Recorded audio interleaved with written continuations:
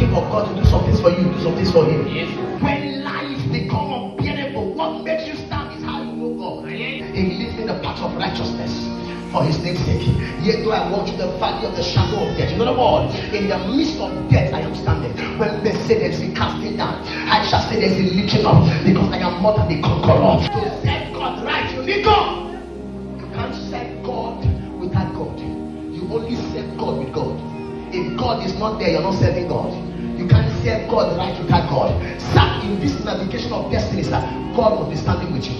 In this navigation of destiny, sir, God must be by your side. In this navigation of destiny, sir, God must be your director.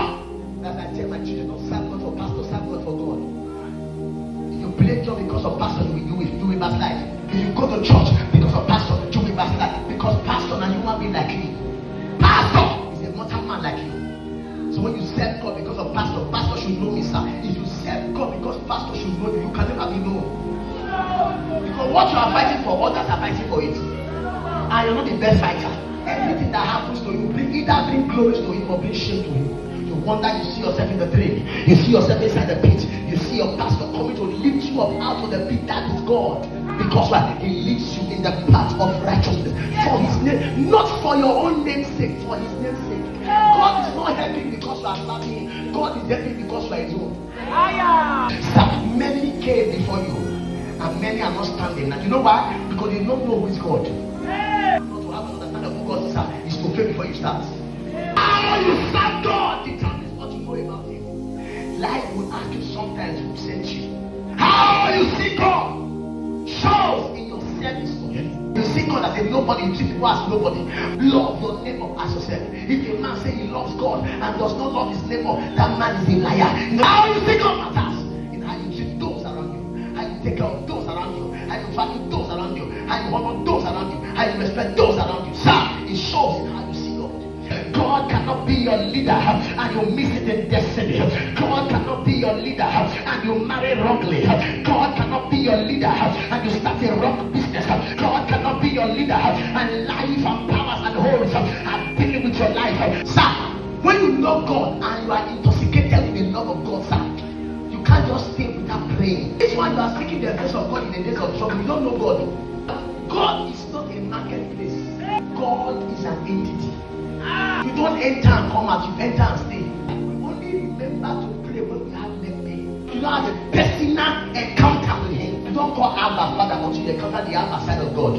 If you know the battle that men have faced in life and they are still serving God you will know that you stop in church for 2 weeks. You were a spiritual weakling. When battles make you withdraw from God, you never leave God. Because God is the battle fighter. Many Christians now they are worshiping God on Sunday morning. In our days, don't beg us to go to church. We look for weekly activities to go to church. When we are no church, we are in church. Don't tell me that serving God does not pay.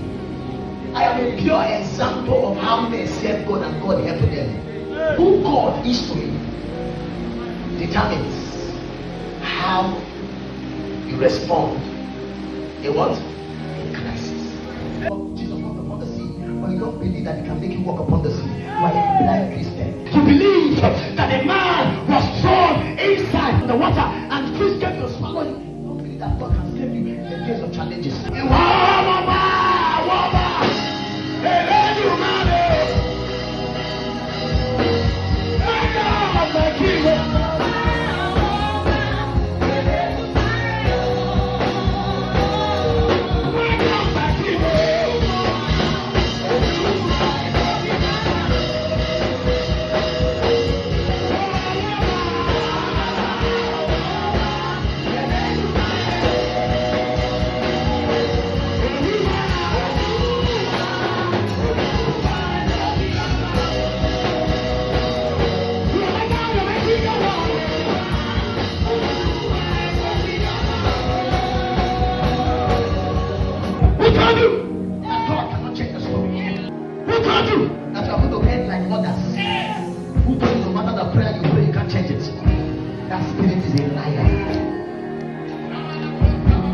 Satan, you are a liar.